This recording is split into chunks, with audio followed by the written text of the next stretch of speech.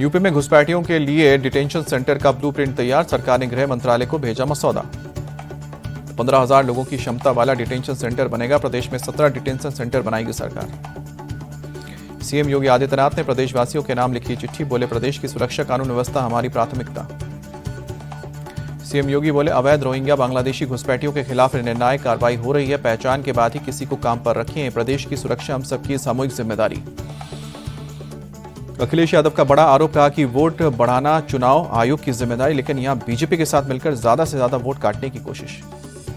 गाजियाबाद दौरे पर पहुंचे उप मुख्यमंत्री ब्रजेश पाठक ने कहा कि एसआईआर के संबंध में एक गहन समीक्षा बैठक हुई है, सभी बूथ पर हमारे कार्यकर्ता जा रहे हैं।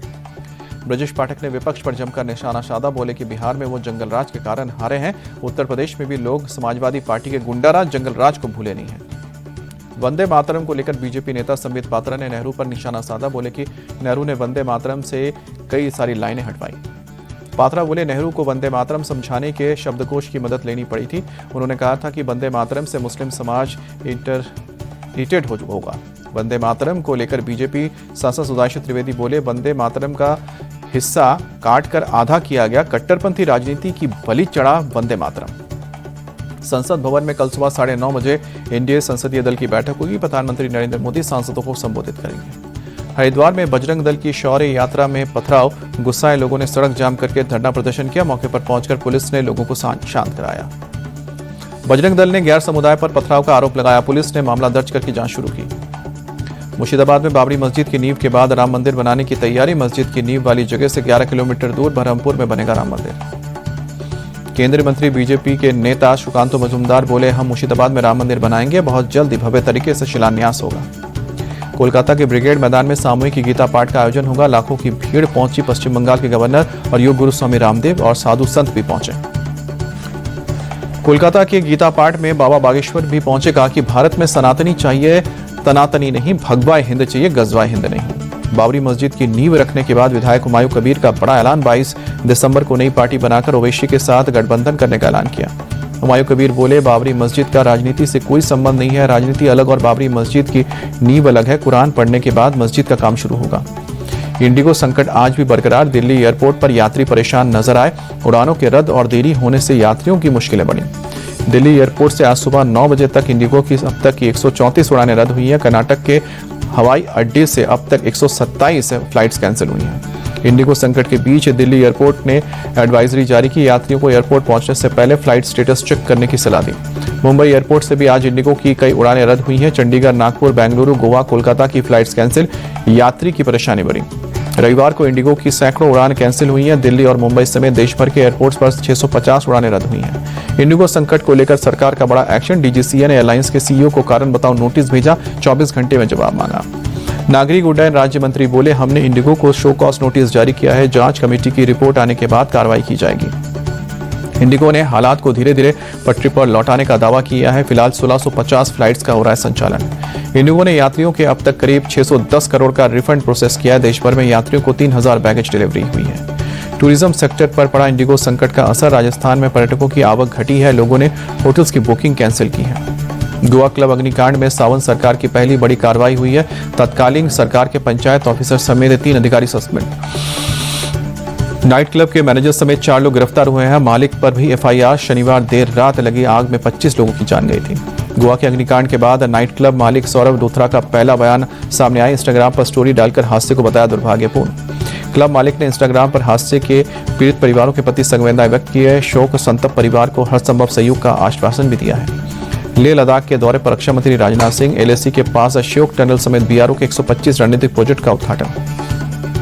अशोक टनल को राजनाथ सिंह ने इंजीनियरिंग का चमत्कार बताया, कहा कि पूरे साल ऑल वेदर कनेक्टिविटी मिलेगी। भारत के इस प्रोजेक्ट से दुश्मनों के खेमे में हड़कंप। लद्दाख में ऑपरेशन सिंदूर पर राजनाथ सिंह का बड़ा बयान, कहा कि हम और भी बहुत कुछ कर सकते थे, लेकिन उतना ही किया जितने की जरूरत थी।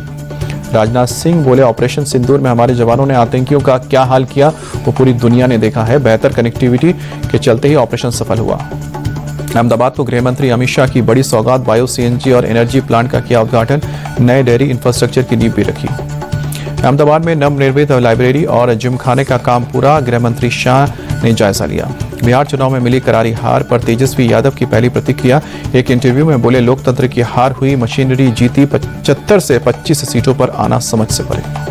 तेजस्वी बोले, लोग हमारी सरकार बनाना चाहते थे, लेकिन ईवीएम की अदृश्य शक्तियां बदलाव नहीं चाहती। बीजेपी ने चुनाव में कोई हथकंडा नहीं छोड़ा। बहन मीसा भारती ने तेजस्वी के साथ सुर में सुर मिलाए, कहा कि सर करारी तंत्र की मदद से चुनाव जीतती है बीजेपी, इस खेल को सबको खबर है। तेजस्वी यादव के बयान पर बिहार बीजेपी के अध्यक्ष और मंत्री दिलीप जायसवाल का पलटवार, कहा कि उनकी राजनीतिक अपरिपक्वता की उपज है। उपेंद्र कुशवाहा बोले, हार की बेचैनी में आनाप शनाप बोल रहे हैं तेजस्वी, जनता का निर्णय भी पच नहीं रहा है, एक बार गांव में जाकर घूमने सच पता चल जाएगा। गुजरात के कांडला में बुलडोजर एक्शन, अवैध अतिक्रमण को नगर निगम ने किया ध्वस्त। दिल्ली में ठंड और प्रदूषण की दोहरी मार, आईटीओ में बहुत खराब श्रेणी में पहुंचा प्रदूषण का स्तर, AQI 354 दर्ज, धुंध के चलते सांस लेना हुआ मुश्किल।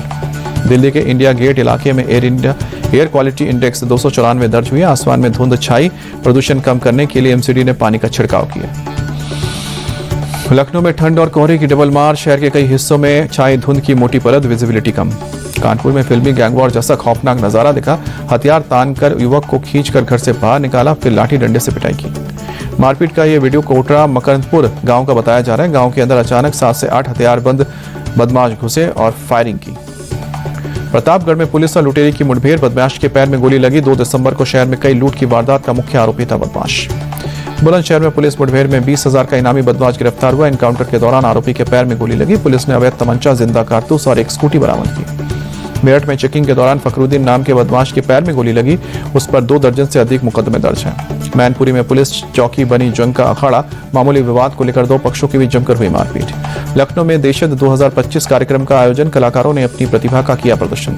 भारतीय लोक गायिका मालिनी अवस्थी ने कहा कि हम पूरे भारत से कलाकारों को आमंत्रित करते हैं, कलाकारों को एक मंच पर लाकर एक भारत श्रेष्ठ भारत दिखाते हैं। दिल्ली में डीटीसी ड्राइवर की पीट कर हत्या की गई। बारात में आए लोगों से रास्ते को लेकर हुई थी कहासुनी, पुलिस ने एक आरोपी को अरेस्ट किया। वारदात में शामिल 3 आरोपियों की तलाश में जुटी पुलिस, कई जगहों पर जारी है छापेमारी।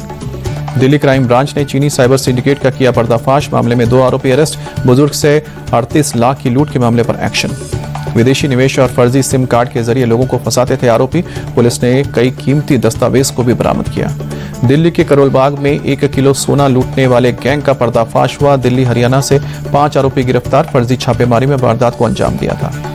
बालाघाट में सुरक्षा बलों को बड़ी सफलता मिली। MP, महाराष्ट्र, छत्तीसगढ़ जोन के 10 सशस्त्र नक्सलियों ने सरेंडर किया। पिछले 10 साल से जंगलों में सक्रिय थे नक्सली। CM डॉक्टर मोहन यादव ने सुरक्षा बलों की पीठ थपथपाई, कहा कि अगले महीने तक नक्सलवाद को पूरी तरह से खत्म करना है। छत्तीसगढ़ के CM साय ने किया ट्वीट, बदली छत्तीसगढ़ की तस्वीर, नक्सल प्रभावित बस्तर तक भी पहुंचा योजना का लाभ। जम्मू कश्मीर के श्रीनगर में एक फर्नीचर गोदाम में लगी भीषण आग धू-धू कर उठी लपटें।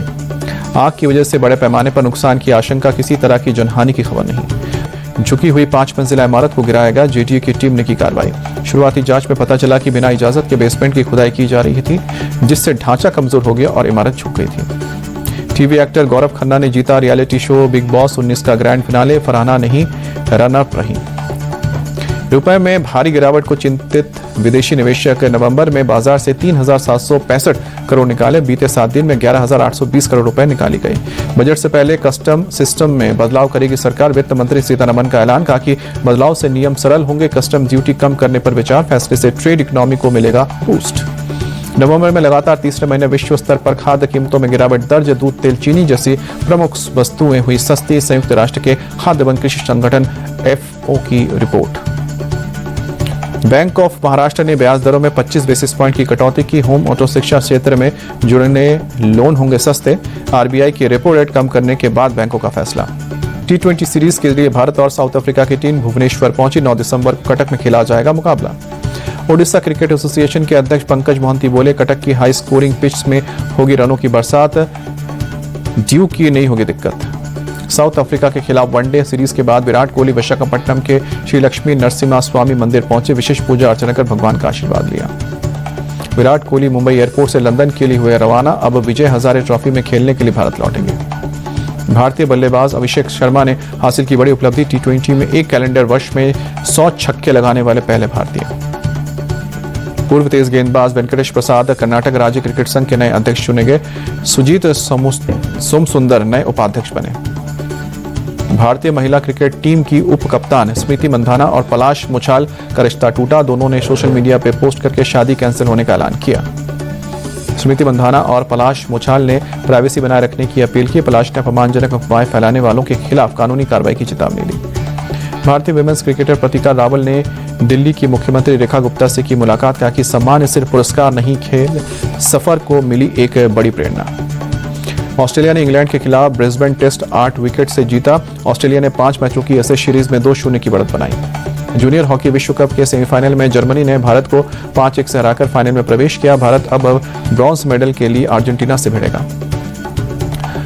आईएसएसएफ वर्ल्ड कप फाइनल में ऐश्वर्या तोमर ने 50 मीटर राइफल 3 पोजीशन में साधा सिल्वर पर निशाना। ओलंपिक चैंपियन लियू क्यूंग ने कांस्य पदक जीता। भारत की सिमरनप्रीत कौर ने आईएसएसएफ विश्व कप में जीता है गोल्ड मेडल। महिलाओं की 25 मीटर पिस्टल का खिताब अपने नाम किया।